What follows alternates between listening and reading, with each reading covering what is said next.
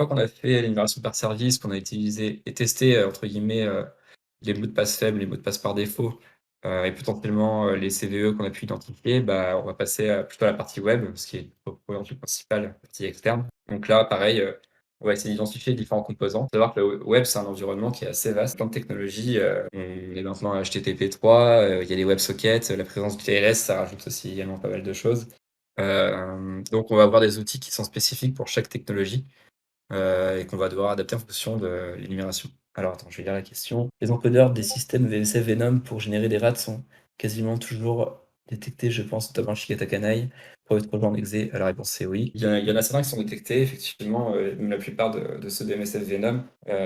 Après, ça dépend de quel payload vous mettez aussi. C'est-à-dire que si vous utilisez un meter-prêteur, forcément l'architecture qu'il y a derrière, les systèmes de beacon, etc., ça va se faire triguer par les red teamers, ils vont avoir leur propre packer et leur propre générateur de malware, si je puis dire. Donc vous allez pouvoir utiliser MSF Venom pour générer votre malware en bytecode.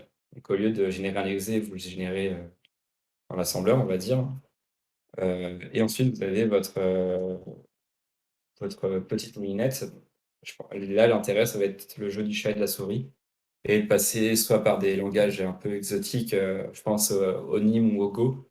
Il y a des repos comme Nimcrypt, je crois, ou Evil qui permettent justement de faire un peu d'exécution de shellcode dans des, on va dire pas des VM, mais dans des VM Nim, qui sont un langage un peu moins connu.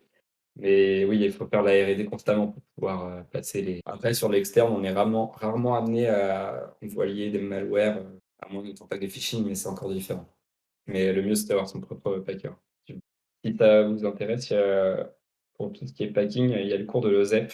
Donc, ceux qui ont fait l'OSCP qui explique comment utiliser Metasploit justement de façon avancée pour générer des shellcodes et les paquets soi-même. On va revenir au web. Ce que je disais, les contraintes de temps favorisent l'utilisation d'outils automatiques ou semi-automatisés et on va avoir des outils qui sont adaptés en fonction des technologies qu'on découvre. Dans les outils qu'on va utiliser, on va avoir Burp Pro qui va être notre outil principal en web. Burp Pro, c'est un proxy d'interception. Pardon. C'est-à-dire qu'il va se situer entre vous et votre navigateur et il va permettre d'intercepter les requêtes, les modifier, les rejouer. Voilà, c'est un outil graphique. Après, on a d'autres outils qui vont être également des scanners de vulnérabilité surtout. Donc Acuntix, NetSparker et Nessus, qui permettent de dégrossir les vulnes web. Euh, et ils sont plutôt perspicaces, enfin plutôt pardon, pertinents quand ils sont bien configurés. À titre informatif, les anciennes versions d'Acuntix, ça m'a permis de découvrir des injections SQL en CTF que j'aurais pas découvert à la main, ni même avec Burp. Euh, donc voilà. Donc dans une approche boîte blanche ou audit de code, on va pouvoir utiliser aussi des scanners plus SAST ou DAST, donc des scanners d'audit de code statique ou dynamique, comme SonarCube et Checkmarks, qui vont s'avérer un peu plus performants, mais qui vont faire l'impasse sur les vulnérabilités liées à l'environnement. Par exemple, s'il y a un point Git exposé sur la racine du site web, s'il y a des fichiers de backup oubliés. Voilà. Dans tous les cas, l'ensemble de ces scanners, ils vont faire l'impasse sur une catégorie de vulnérabilité qui est importante et qui est pertinente. C'est les vulnérabilités logiques au métier, notamment celles liées au cloisonnement. Donc, c'est pour ça que c'est important de faire un travail manuel également. Là, justement, c'est le scanner Nuclei dont je vous parlais tout à l'heure, qui est gratuit, qui est vachement utilisé en bug bounty, qui implémente, on va dire, un ensemble de templates de check de vuln web. Et donc, il y a juste à lancer avec une URL et il y a moyen de spécifier quelques arguments en plus, mais voilà. Je vous invite à aller voir Nuclei si ça vous intéresse. Toujours dans une optique d'augmenter sa surface d'attaque, on va essayer d'énumérer les vhosts. C'est ce qui passe par l'entête host dans le protocole HTTP. Ça se brute force également avec GoBuster et il faut savoir qu'en fonction d'un vhost différent, on peut avoir un résultat différent.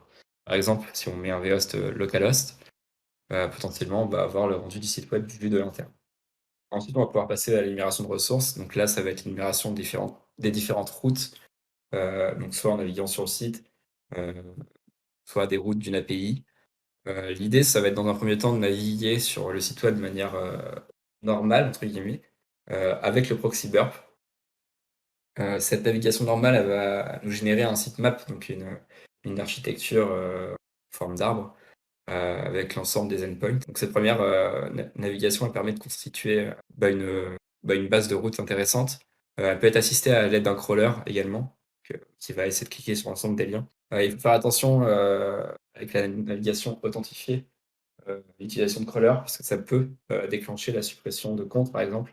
On clique sur une route, dangereuse, qui supprime l'utilisateur, bah, c'est dommage, c'est à éviter. Donc voilà, ça c'est dans un premier temps, essayer de faire ça de manière, manuelle ou, semi-assistée, en authentifié, tout en faisant attention à pas faire de mauvaises manip. Ensuite, une fois que ça c'est fait, on peut passer à une énumération plus active, où là, on va tester, les routes une par une à partir d'une word list. Donc, pour les outils, on va avoir, notamment DIRB, DIRBuster, DIRSearch, FF, WFuzz, Burpfint. On a parlé tout à l'heure de Feroxbuster. Bon, objectivement, il y en a pas forcément de meilleurs que d'autres. Moi, je vous conseillerais FF et DIRSearch, mais après, c'est comme on vous semble. Sur le site de SecIT, donc mon ancienne boîte, j'avais fait un comparatif des word lists et des outils justement de recherche. Si ça vous intéresse. Donc c'est une phase tout ça, tous ces outils, ça me permet de faire une phase d'énumération récursive des routes, et ça va donner quelque chose comme ça. Par exemple, là, j'ai lancé sur, le site de Niji.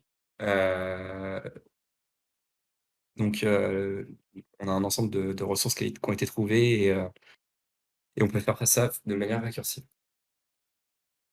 Identification de vulnérabilité web. Vulnérabilité web, le top 10 de l'OAS, c'est un organisme qui répertorie, on va dire, les vulnérabilités les plus communes sur internet, pour le web et le mobile.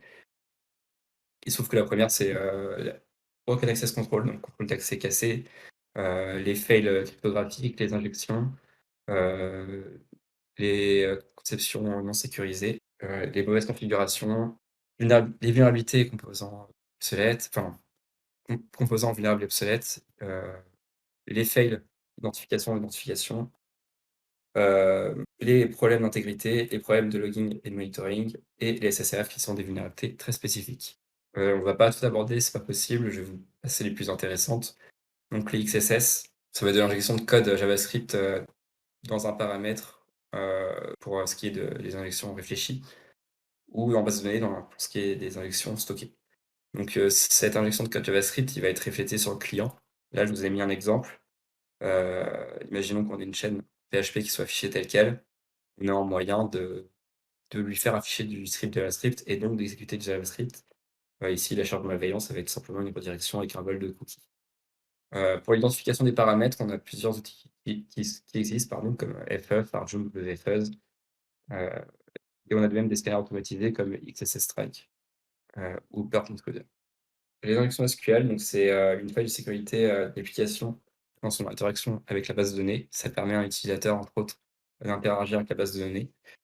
Par exemple ici, on a une requête qui fait tout simplement, une sélection d'un utilisateur et d'un mot de passe à l'aide d'une entrée utilisateur et d'un mot de passe.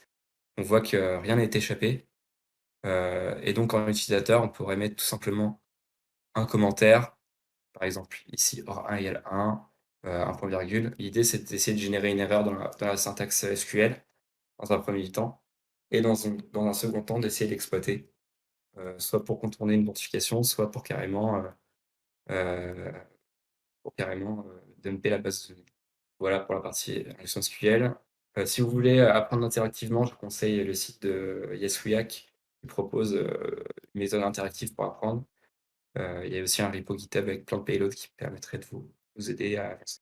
Concernant, les injections SQL, donc on a l'outil SQLmap qui est connu, qui est dispo sur Kali et sur plein de distributions d'ailleurs, qui permet d'automatiser cette extraction de base de données. C'est-à-dire qu'on a juste à lui fournir l'URL, et on lui indique, soit le paramètre injectable, soit le fait qu'il est lié à un formulaire et il va venir tester lui-même et extraire lui-même, le contenu des bases. Là, on voit qu'il a récupéré une base de données main.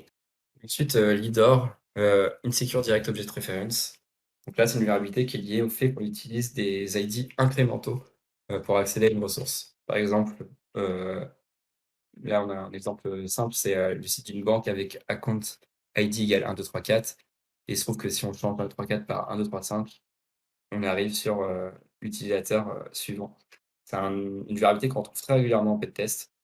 Et donc là, on va utiliser le navigateur pour s'en rendre compte, ou l'outil Burp pour essayer de rejouer des requêtes en modifiant des ID pour voir si le cloisonnement est correct.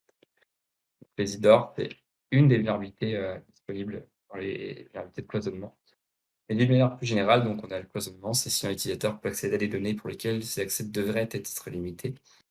Donc il y a deux types de vulnérabilités liées au cloisonnement. Le cloisonnement horizontal, c'est entre utilisateurs de même droit, et le cloisonnement vertical, donc entre utilisateurs qui n'auraient pas le même profil. Par exemple, un utilisateur qui a droit à des fonctionnalités d'administration, là on a un problème de cloisonnement. Donc les mesures de sécurité, ça va être d'utiliser des UID pour les ID incrémentaux. Là, ça protège les IDOR, des ID incrémentes, mais surtout vérifier le contrôle d'accès euh, basé sur la session de l'utilisateur et non sur un simple ID dans l'URL. L'upload de fichiers, une autre vulnérabilité web qu'on va tester. Donc là, on va essayer d'énumérer l'ensemble des formulaires d'upload et on va essayer d'envoyer un web shell en fonction de la technologie.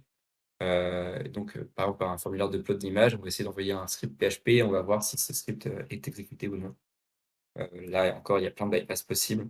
Je ne vais pas détailler pour autant, mais c'est une vulnérabilité qu'on va rechercher qui peut être intéressante à regarder côté web. Il faut savoir qu'on peut générer un shell rapidement à partir du moment où on peut uploader un fichier PHP.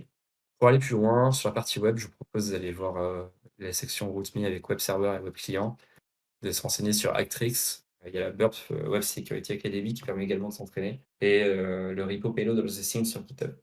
Voilà pour la partie externe.